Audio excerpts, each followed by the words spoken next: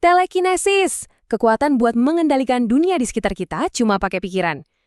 Kedengerannya keren banget kan? Tapi ini beneran cuma ada di fiksi ilmiah? Atau jangan-jangan ada sesuatu yang lebih dari itu? Oke, yuk kita langsung bahas intinya. Pertanyaannya sebenarnya sederhana. Apa pikiran manusia beneran bisa memengaruhi dunia fisik tanpa disentuh sama sekali? Kita kan sering lihat ini di film, di komik, sampai cerita-cerita legenda. Ide ini tuh udah bikin kita penasaran dari dulu. Sebelum kita melangkah lebih jauh, kita samain dulu persepsinya. Telekinesis atau nama lainnya psikokinesis itu dasarnya adalah kemampuan buat memanipulasi benda dari jarak jauh. Bisa dibilang, ini kekuatan super yang paling ultimate ya kan? Tapi, gimana ceritanya kalau klaim sekeren ini diuji secara ilmiah?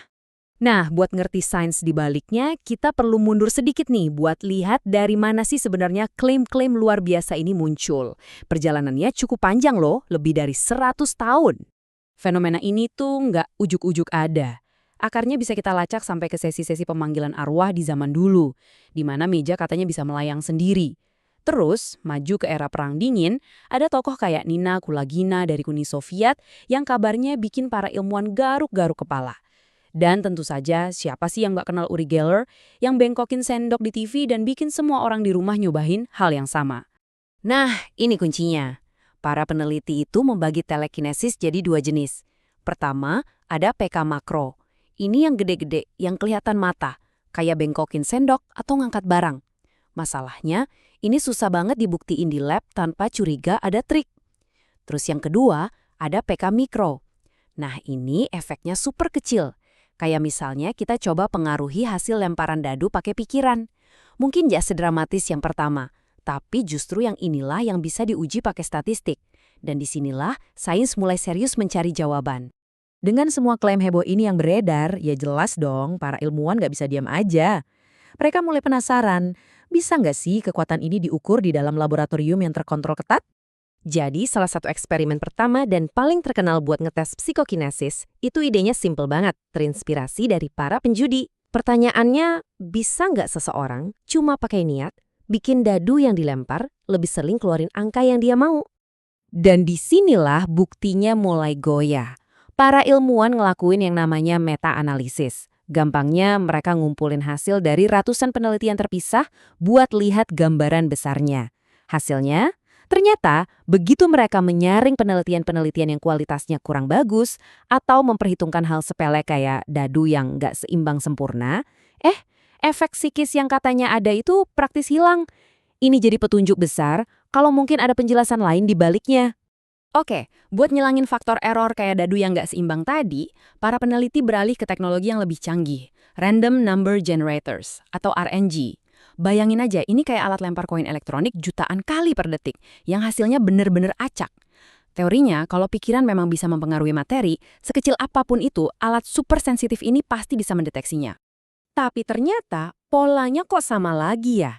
Seperti yang kita lihat di grafik ini, penelitian-penelitian awal yang kontrolnya masih longgar nunjukin ada sedikit efek positif. Tapi, begitu desain eksperimennya dibikin makin ketat, makin canggih, dan makin teliti, efek yang diklaim itu malah makin kecil, sampai nyaris nol.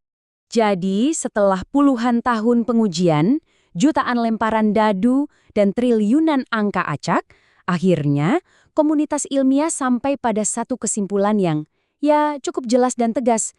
Intinya begini. Berulang kali, dalam kondisi laboratorium yang paling ketat sekalipun, kemampuan luar biasa ini nggak pernah muncul secara konsisten. Semakin ketat kontrolnya, buat mencegah trik sulap atau kesalahan, semakin kecil efeknya, sampai akhirnya hilang sama sekali. Buat dunia sains, ini adalah sinyal yang sangat jelas. Kalau gitu, kalau bukan kekuatan pikiran, apa dong yang sebenarnya terjadi?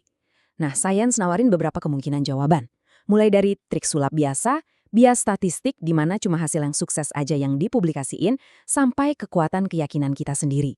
Tapi ada satu yang menarik banget, efek ideomotor. Ini adalah gerakan otot super kecil yang kita lakuin tanpa sadar. Pernah lihat orang main papan Ouija? Nah, itu bukan arwah, tapi jari-jari para pemain yang secara nggak sadar ngedorong penunjuk ke huruf yang mereka harapkan. Ilusi kontrol mental yang kuat banget. Eits, tapi tunggu dulu. Tepat pas kita kira ceritanya udah tamat dan misterinya terpecahkan, Tiba-tiba ada plot twist dari dunia teknologi yang nggak kita duga.